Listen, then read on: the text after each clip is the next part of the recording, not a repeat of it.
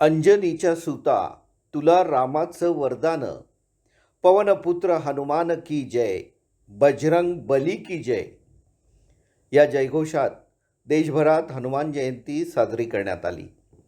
सागर डिजिटलच्या दर्शकांसाठी कोकणसह ठाण्यातील काही ठिकाणी मोठ्या उत्साहात साजऱ्या झालेल्या हनुमान जयंतीची झलक आज आपण पाहणार आहोत. प्रथम जाऊया महाडच्या 100 वर्षापूर्वीच्या हनुमान व्यायामशाळेत. महाड येथील 100 वर्षापूर्वीच्या हनुमान शाळेत हनुमान जयंती उत्सव मोठ्या उत्साहात साजरा करण्यात आला.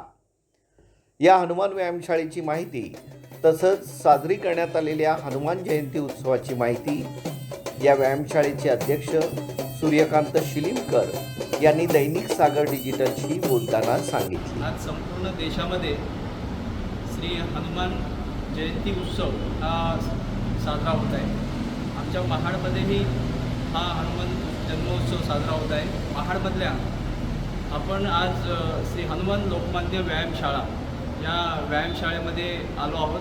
ही व्यायामशाळाची स्थापना 1920 साली झालेली आहे आणि 100 वर्ष पूर्ण होऊन आता 105व्या वर्षामध्ये ते पदार्पण करणार आहे. आणि आज आपण हनुमान जयंती निमित्त या हनुमान व्यायामशाळेमध्ये जे कार्यक्रम केले जातात आणि ह्या व्यायामशाळेबद्दलची माहिती आपण व्यायामशाळेचे अध्यक्ष सूर्यकांतजी शिलीमकर सर यांच्याकडून घेणार आहोत. सर, आज आपण हनुमान जयंती साजरी करीत आहात. ही व्यायामशाळा खूप जुनी, म्हणजे जवळजवळ 100 वर्षापूर्वीपासूनची सुरू आहे आणि ती आज तगायत ती अत्याधुनिक आजच्या स्पर्धेमध्ये पण टिकवून ठेवली आहे. त्याबद्दल आपण सांगालच, पण आज हनुमान जयंती म्हटल्यानंतर आपण त्याचं पहिल्यांदा नाव येते ते व्यायामशाळा, कारण हनुमान म्हटल्यानंतर व्यायामशाळेची खूप निगडीत नातं आहे. त्या संदर्भात आपण काय सांगाल?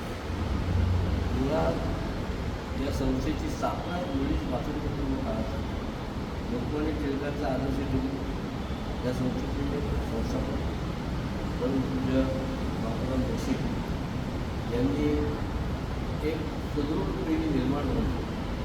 यासाठी 1920 साली या संस्थेची स्थापना केली आणि उद्देश एकच होता की पालकत्र्यामध्ये एक सुदृढ पिढी निर्माण व्हावी, हा एक ध्येय डोळ्यासमोर ठेवून त्यांनी ही संस्था स्थापन केली. पूर्वी ही संस्था ब्राह्मण समाजाची, परंतु बापूराव जोशी पुण्याला शिकायला होते, ते महाडमध्ये आले आणि त्यांनी ही सर्व समाजासाठी खुली केली. आणि या संस्थेमध्ये सर्व समाजाची मुलं, सर्व समाजाची संचालक वगैरे हे बापूराव जोशी त्यावेळी महाडमध्ये आले होते. संस्थेचा मूळ उद्देश हा होता कुस्ती, मल्लखांब, शरीर संपदा निर्माण करणे हाच होता. आता हनुमान जयंती, हनुमान ही शक्तीची, भक्तीची, युक्तीची आणि बुद्धीची देवता आहे असं म्हणतात. म्हणून त्याचा आदर्श व्यायामपटूंनी ठेवावा, त्या दृष्टिकोनातून ते हनुमान जयंतीला व्यायामशाळेत फार मोठं महत्त्व आहे. आता त्यानंतर पूर्वी या संस्थेमध्ये फक्त कुस्ती आणि मल्लखांब या दोनच गोष्टी होत असतात. या व्यायामशाळेतील सर्व मल्ल राज्यस्तरीय आणि राष्ट्रीयस्तरीय कुस्तीसाठी गेलेले. पूर्वी बदलत्या परिस्थितीमुळे कुस्ती आणि मल्लखांब कोकणामध्ये थोडा माग पडला आणि मागे पडल्यानंतर ही आधुनिक पद्धतीची जी यंत्रसामुग्री आली, तरुणांचा ओघ याच्याकडे झाला आणि मग बदलत्या परिस्थितीमुळे संस्थेच्या संचालक मंडळाने निर्णय घेतला की आपण पण बदलायला पाहिजे आणि आपण ही आत्ताची अत्याधुनिक जी यंत्रसामुग्री आहे व्यायामाची, ती आपण आज त्या मुलांना अल्पा याच्यामध्ये वर्गणीमध्ये पडतो. आम्ही फी वगैरे घेत नाही. 104 वर्ष ही संपूर्ण संस्था चालली, ही विनामूल्य चालवत होतो. आता हा बाकीचा खर्च वाढल्यामुळे आम्ही येणाऱ्या आमच्या विद्यार्थ्यांकडून वर्गणी म्हणून घेतो, देणगीदारांकडून देणगी घेतो आणि ही संस्था आज चिपळूण शहर व परिसरात हनुमान जन्मोत्सव मोठ्या भक्तिभावाने साजरा करण्यात आला.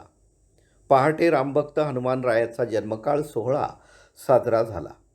शहरातील इंदिरा गांधी सांस्कृतिक केंद्र येथील वेस मारुती पंचमुखी हनुमान मंदिर या ठिकाणी सकाळपासूनच भाविकांची दर्शनासाठी मोठी गर्दी झाली होती. भजन, कीर्तन, प्रवचन, मारुती स्तोत्र यासह विविध धार्मिक कार्यक्रमांचं आयोजन करण्यात आलं होतं. रत्नागिरी शहरातील मारुती आळीत हनुमान जन्मोत्सव साजरा करण्यात आला. शहरातील दक्षिणमुखी हनुमान मंदिरात पहाटेपासून भाविकांनी गर्दी केली होती. यावेळी शरद बुवा घाग यांचं कीर्तन तसंच विविध कार्यक्रम संपन्न झाले. सूर्यमंडळावर ते या बाळाला हनुवटीला लागलं. मारुतीरायांच्या नामाचा उच्चार करण्याकरिता केसरी अंजनी मातेला पुत्राचं मुख बघितल्यावर आनंद झाला. बालपणीचा पहिलाच यांचा हा अकराळ विक्राळ रूपातला पराक्रम बघितला. अंदाज आला. याला काय म्हणतात, बाळाचे पाय पाळण्यात दिसतात, पण काय बाळांचे पाय पाळण्यात नाही, पाळण्यात थांबलेच नाही. तो पेण तालुक्यातही हनुमान जन्मोत्सव मोठ्या भक्तिभावाने साजरा करण्यात आला. यानिमित्त प्रवचन, भजन, कीर्तन व इतर धार्मिक कार्यक्रमांचं यावेळी आयोजन करण्यात आलं होतं. हनुमानाला तेल, शेंदूर, रुईची फुलं, पानं अर्पण करण्याची परंपरा आहे. हनुमानाला महादेव शिवशंकराचा अवतार मानलं जातं. बोरी येथे हा सोहळा पारंपरिक पद्धतीने साजरा करण्यात आला. भजन, हनुमान जन्मकथा, पाळणा झाल्यानंतर महाप्रसाद घेण्यात आला. ठाणे शहरासह जिल्ह्यातील विविध भागात हनुमान जयंती उत्सवात व भक्तिभावाने साजरी करण्यात आली. ठाणे शहरातील पुरातन हनुमान मंदिरात दर्शनासाठी पहाटेपासूनच भाविकांनी गर्दी केली होती. मंदिरात कीर्तन, भजन आदी धार्मिक कार्यक्रमांचं आयोजन करण्यात आलं होतं. तर भाविकांसाठी प्रसाद म्हणून भंडाऱ्याचं आयोजन केलं होतं. गावदेवी मैदानातील हनुमान मंदिरातही हनुमान जन्मोत्सव भक्तिभाव वातावरणात साजरा करण्यात आला. डोंबिवलीतील शास्त्रीनगर परिसरात प्रसिद्ध असलेल्या दक्षिणमुखी मारुती मंदिरात दर्शनासाठी सकाळपासूनच भाविकांची रीघ लागली होती.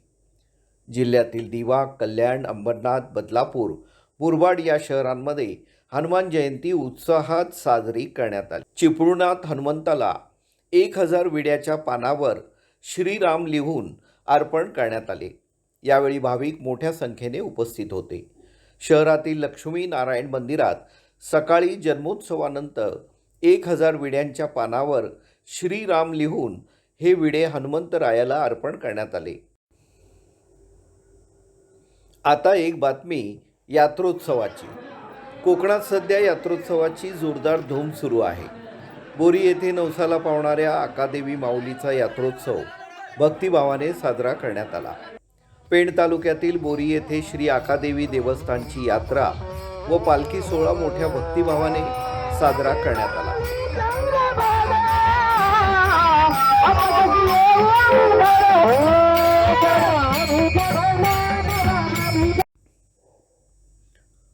निरोप घेण्यापूर्वी एक बातमी किल्ले रायगड येथील 344व्या पुण्यतिथीची. शिवाजी रायगड स्मारक मंडळ पुणे आणि स्थानिक उत्सव समिती महाड यांच्या वतीने किल्ले रायगडवर 344व्या पुण्यतिथी कार्यक्रमाचं आयोजन करण्यात आलं होतं.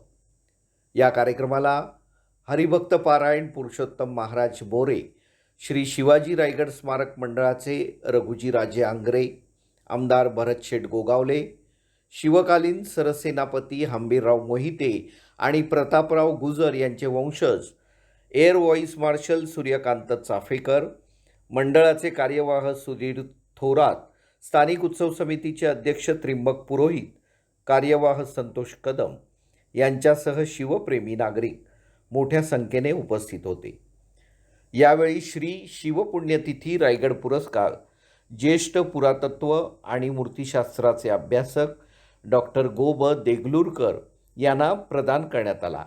तर विशेष सत्कार सैन्य दल अधिकारी सन्मान air vice marshal Suryakant Chaphekar आणि सरदार घराणे सन्मान सरसेनापती प्रतापराव गुजर यांचे वंशज यांचा करण्यात आला. आली निवडणूक आली. सुट्यांमुळे भटकंतीची आठवण झाली. लोकशाहीच्या कर्तव्याची वेळ बरी, मतदान करण्याची हीच वेळ खरी.